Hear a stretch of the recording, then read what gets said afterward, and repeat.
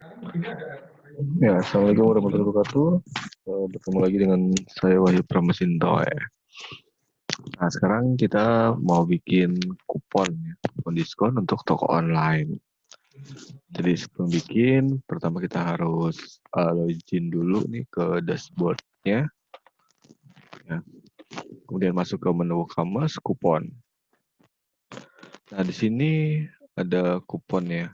Kita add dulu. Ini kan kita belum pernah bikin. Jadi add kupon.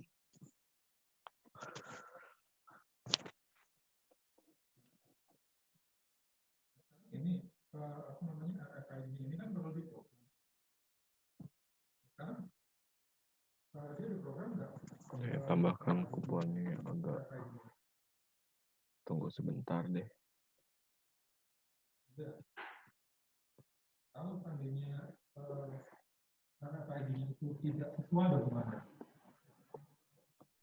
Kemudian di sini ya, kita sudah masuk di halaman add kupon. Di sini sebutin kupon diskonnya. Misalkan diskon hebat. Nah, ini kode kuponnya ya. Nah, kode ini yang nanti akan kita yang harus diinput oleh customer untuk mendapatkan diskon. Atau kita bisa generate nih ya, nah tuh. Atau kita tulis. Terus description ini optional ya, boleh diisi boleh enggak. Ya, kalau mau diisi boleh. Misalkan apa kupon diskon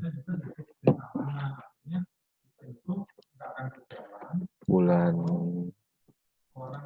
Agustus, misalkan gini ya. Oke, kemudian datanya di sini ada general, diskonnya apa? Nah, ini persentase. Di persentase nanti kita isi 10%, 20%. Itu persentase. Kemudian kalau yang fixed charge diskon, itu tergantung dari chartnya ya. Terus kupon, ini misalkan saya pilih yang ini, persentase. Persentasenya misalkan mau kasih diskon berapa? Oh, 10%. Ya. Terus apakah free shipping? Apakah apa? Gratis ongkir ya, nih saya nggak gratis ongkir untuk hitung. Terus nah ini expirednya kapan? Jadi kuponnya masa berlakunya kapan? Karena ini misalkan sampai Agustus ya 31 Agustus.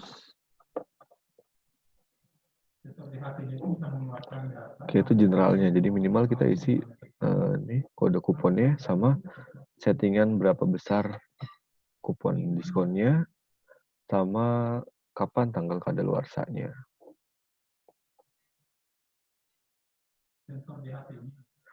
Terus di sini ada usage restriction, jadi aturannya nih no minimum. Minimumnya apa? Minimum belanja berapa nih supaya bisa dapetin diskon? Misalkan 100.000. Ya kayak di misalkan di Shopee gitu kan kadang ada tuh kita kalau mau dapetin diskon berapa persen, ya minimal kita harus belanja berapa sih? Oke, jadi ada minimum, ada maksimumnya nggak? Maksimum belanjanya berapa untuk dapetin kupon? Nah, biasanya sih maksimumnya nggak ada. Adalah biasanya yang dipakai adalah angka minimum ya supaya kuponnya bisa dipakai. Terus ini individual use only. Jadi mungkin nanti kita bikin 2 kupon diskon ya misalkan. Nah, apakah 2 kupon diskon itu bisa digabungkan atau tidak? Kalau saya biasanya ditulisnya ini nih. Supaya kuponnya nggak bisa dipakai 2 ya. Misalkan nanti kita punya kupon diskon, satu diskon 10%, satu lagi diskon 20%. Kalau ini nggak di checklist, berarti nanti pada saat check out, customer bisa menggunakan 2 kupon tersebut. Di sini ada settingan lagi, exclude sell item. Kalau produk-produk, kalau ini saya checklist ya, maka produk-produk yang statusnya sell, yang harganya sudah dicoret, itu nggak bisa pakai diskon. Ya, nggak boleh pakai kupon diskon lagi. Ya, karena harganya kan biasa udah murah ya, jadi nggak usah lah pakai kupon diskon lagi. Kemudian di sini kalau kita mau kasih kupon diskon untuk produk tertentu saja. Nah, kalau ini produk kita isi produknya apa? Misalkan kuponnya cuma boleh dipakai buat produk gamis, ya udah nih gamis. Jadi produk-produk yang bisa menggunakan kupon ya kita list semua di sini ya. Jadi produknya bisa ada beberapa produk. Ya. Atau di sini exclude produk. Jadi kita anggap semua produk diskon kecuali produk-produk yang kita sebutkan di sini.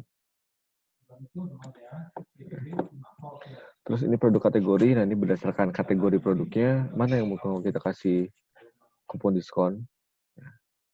Atau exclude produk mana yang tidak bisa mendapatkan kupon diskon. Terus alamat emailnya, nah ini email customer nih. Ya. Misalkan yang boleh dapat diskon adalah orang-orang dari lembaga mana, tapi pasti emailnya harus ada ad-nya. Misalkan @primasolusi.info, maka nanti yang bisa dapat diskon adalah member-member yang punya email di primasolusi.info. Tapi karena customer kita kan global ya, kita nggak tahu mereka pakai email apa, ya ini jarang dipakai nih.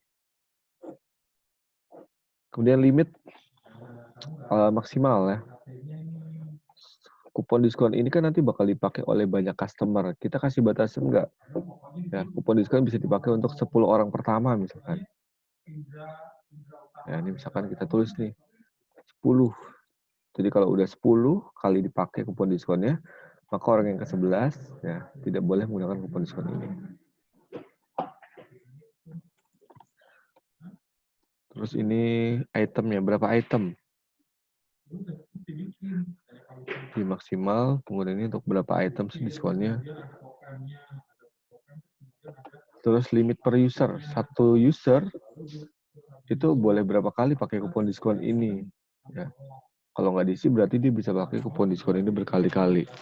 Kalau misalkan saya batasin satu, berarti misalkan hari ini dia order, dia pakai kupon diskon ini ya. Nah, berarti besoknya atau hari ini juga ketika dia mau order, dia udah nggak bisa pakai kupon diskon ini. Oke, ya itu tadi settingannya. Yang paling penting adalah di bagian general. Nah, kalau sudah di-publish. Nah, kalau kita sudah bikin kupon diskonnya, berarti kita harus publish ya. Kita kasih tahu nih ke orang-orang, ini ada kupon diskon ini, dapat diskonnya berapa. Mungkin kita publish di sosial media, atau publish di WhatsApp ya. Supaya orang-orang tahu kupon diskon ini. Atau kita bikin banner ya buat ditampilkan di halaman depan website kita. Oke, terus di sini ya, ini ada kupon, saya klik lagi untuk melihat kupon-kupon yang sudah kita buat. Ya, baru ada satu ya. Diskon hebat, ini persentase 10%, terus maksimal 10, ya, kadaluarsanya 31 Agustus. Nah, ini bisa diedit atau dihapus. Oke, itu dulu materi tentang kupon diskonnya. Nanti kita lanjut lagi ke materi yang lainnya.